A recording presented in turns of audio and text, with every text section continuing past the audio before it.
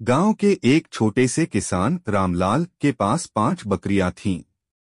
वे उनके परिवार की रोजी रोटी का साधन थीं। उन बकरियों में से एक चंपा सबसे चंचल और शरारती थी।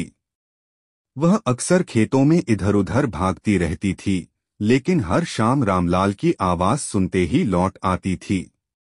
एक दिन सुबह रामलाल अपनी बकरियों को चराने के लिए पास के जंगल की ओर ले गया।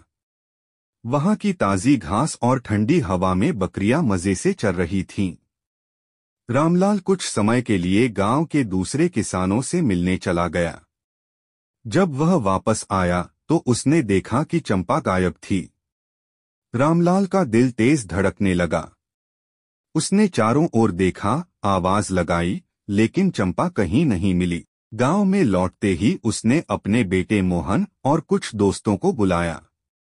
सबने जंगल और आसपास के इलाकों में चंपा को ढूंढना शुरू किया।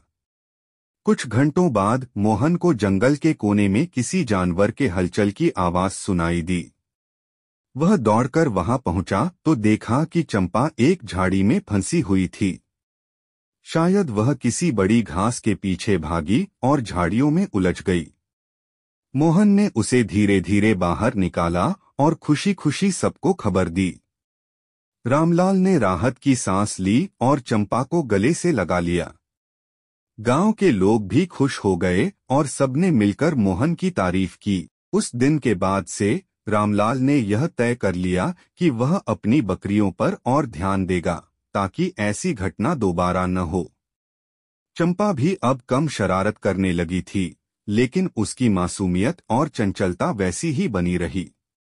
सीख, जिम्मेदारी और सतर्कता से ही हमें अपने प्रियजनों और संसाधनों की सही देखभाल करनी चाहिए।